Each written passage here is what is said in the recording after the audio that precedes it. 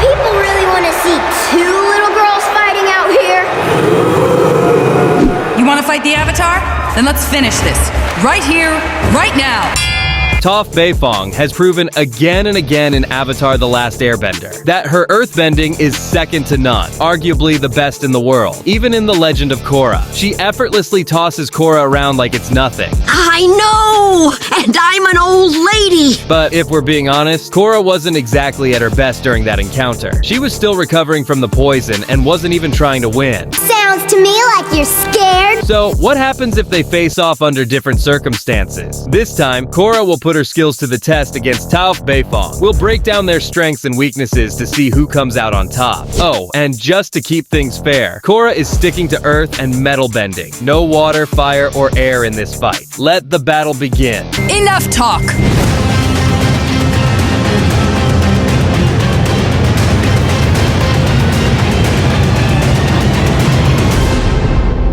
Korra's earthbending shows just how much of a powerhouse she is. She's mastered the element to an extraordinary degree, blending raw strength with tactical precision. Whether she's hurling gigantic boulders to stop Kuvira's mecha suit or outmaneuvering Equalists in the heat of battle, Korra consistently proves she's a force to be reckoned with.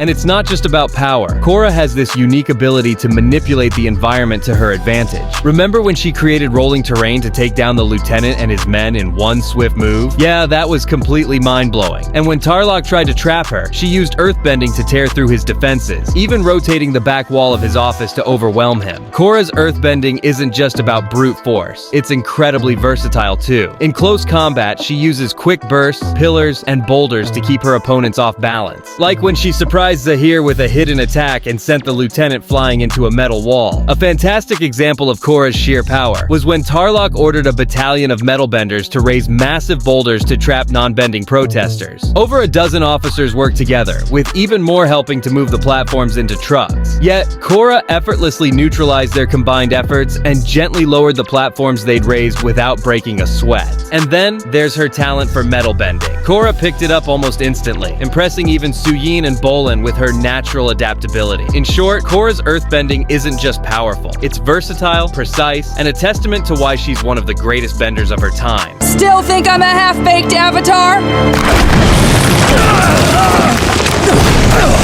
Let's talk about Toph. I am not Toph. I am Melon Lord. What more needs to be said about the girl who not only mastered earthbending as a kid, but also completely reinvented it with metal bending? No one in all of history figured that you could bend the tiny bits of earth inside metal. Not one person. People cracked lightning redirection, combustion bending, even spirit bending. But it was a blind 12-year-old trapped in a box for less than a day who solved a mystery that had baffled the world for centuries. And not only did Toph figure it out, she mastered it instantly, using it like she'd been practicing for years. That's insane. It's the real deal.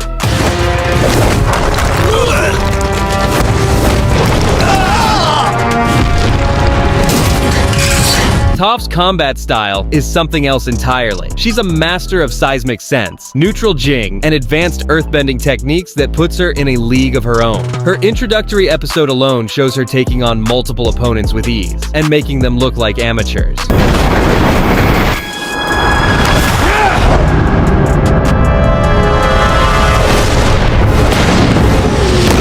What really sets Toph apart is how she listens and reacts. Most earthbenders focus on brute force or big moves, but Toph, she reads her opponents and counters them perfectly. Her seismic sense is the key. By feeling vibrations through the earth, she can see her surroundings better than someone with perfect eyesight. It's why she's almost impossible to catch off guard, even in total chaos. That's something even elite earthbenders can't match. And her precision? Unreal. Toph can crush you with the force of a massive boulder or nail you with a pebble right where it hurts most.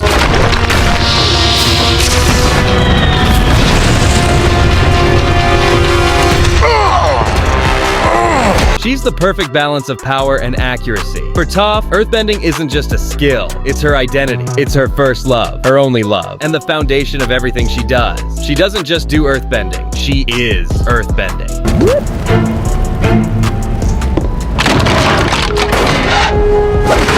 That's how it's done. Let's move on to the second category, adaptability. Give me a round! Now! Now!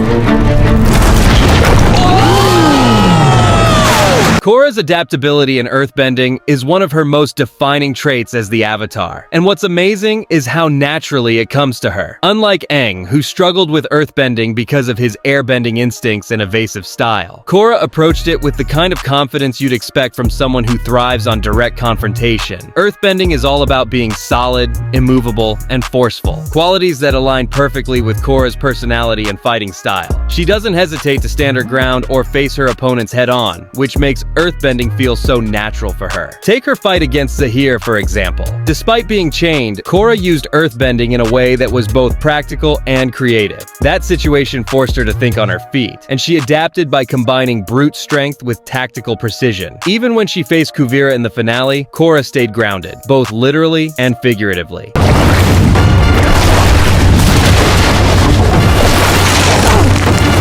Toph was born blind, which might seem like a huge disadvantage in a world where seeing your surroundings is crucial to reacting to attacks. She can't really be blind. It's just part of her character, right? I think she is. But instead of letting that hold her back, she turned it into one of her biggest strengths. She developed seismic sense, a way to feel vibrations in the earth. This wasn't just a clever workaround for her blindness. It completely redefined what earthbending could be. Toph used what she couldn't do or see to invent a technique that set her apart from everyone else. And her adaptability didn't stop there. As a kid, Toph's parents sheltered her, assuming she was fragile because of her blindness. But she said, "Fuck y'all," and secretly trained with badger moles, the original earthbenders. Without a human teacher to guide her step by step, she learned by feeling how these creatures moved and interacted with the earth. This unique approach explains why her earthbending style is so different from others. It's raw, instinctive, and deeply connected to the ground itself. Her creativity with earthbending is unmatched. Just look at her fight in the Earth King's palace. She didn't rely on the usual big rocks or defensive walls most earthbenders use. No, Toph used the ground beneath the soldiers' feet to throw them off balance. She fought dynamically, turning the environment into her weapon in ways no one had seen before. But Toph wasn't perfect from the start. In the Siwang Desert, she struggled there because her seismic sense didn't work as well in loose, shifting sand. Did she let that stop her? Oh, hell nah. She kept at it and eventually mastered sandbending. That's Toph fucking Beifong for ya. And then there's metal bending, the ultimate display of her adaptability. She realized metal contained tiny bits of earth and bent it. Just thinking about how incredible that is blows my mind. Toph's life is all about overcoming limits. Whether it was her blindness, her parents' doubts, or an unfamiliar environment, she didn't let anything hold her back. Instead, she used every challenge as an opportunity to grow and redefine what's possible. There are plenty of amazing earthbenders out there. Not like her. Now that we've covered how incredible these two juggernauts are, let's talk about their weaknesses. Oh, Sokka, you saved me. Mwah. Actually, it's me. Oh, well, you can go ahead and let me drown now. You see, what makes Korra and Toph's flaws so fascinating is how much they reflect their personalities and bending styles. Both are incredible in their own right, but neither is invincible. Korra treats earthbending like it's just another tool in her arsenal, not as part of who she is. That lack of a natural bond could really hurt her when facing someone like Toph, who lives and breathes earthbending. Her personality plays a big role here. She's strong-willed, but she's also impatient, annoying, and naturally aggressive, although it can be great for powering through tough situations. But that push first, think later mindset sometimes backfires, especially against opponents who are more tactical or like to play mind games. Another thing about Korra is her self-doubt. When her confidence gets shaken, it shows, and that hesitation can hit her at the worst times. Something you wouldn't expect from someone so bold. Now, let's be clear, Korra's raw power is incredible, no question about that. But if you're expecting her to be very precise or strategic in battle, you'd be very disappointed, and it's no shade. In situations where a precise earthbending technique might be expected, Korra often goes for bigger, more obvious moves. She's less likely to focus on fine details, like shifting sand or controlling small pebbles. It's not that she can't do it, it's just not how her style naturally works. And that's a big problem. This isn't to say Korra isn't capable. She's incredibly skilled. But when it comes to earthbending specifically, her style doesn't always match the finesse or creativity you might expect from a top-tier bender. I wouldn't count us out just yet. Toph's weaknesses are harder to notice because she's so innovative, but they're definitely there. Her biggest challenge comes from her physical limitation, her blindness. Though, to be fair, it's not exactly a weakness. If anything, it's what drives her to be such an amazing earthbender. That said, there are moments when it leaves gaps in her awareness. Her seismic sense, while incredible, has limits. It doesn't work as well on surfaces like ice or wood that aren't connected to solid ground. But since this battle is focused on earthbending, those limitations probably won't matter here. Another area where Toph struggles is against fast, agile opponents. Facing someone like Korra, who moves quickly, can make it harder for her to keep up and predict attacks. Somebody's a little light on his feet. What's your fighting name? The fancy dancer? If these two ever clashed, who would come out on top? Let's set the stage. The battle takes place in the Earth Rumble arena, a fitting choice, since both have used bending battles to grow stronger. What follows is a hypothetical breakdown of how things might play out in the early stages of the fight. Korra, are you sure you want to do this? Honestly, I don't know, but I'm cooked. You see, I'm gonna find my way to the top again and remind you and everyone else that I am phenomenal. I see Korra charging in right off the bat. Her first move, probably launching massive boulders or a wave to throw Toph off balance. But here's the thing, the blind bandit doesn't flinch. She's locked in, feeling every vibration Korra makes. This is her world, and Korra just stepped right into it. Korra's game plan is all about overwhelming her opponent, but Toph? She's playing it smart. She'll be on the defensive and let Korra burn through energy with big attacks, all while redirecting that force into something useful and waiting for just the right moment to strike. But Korra's no beginner.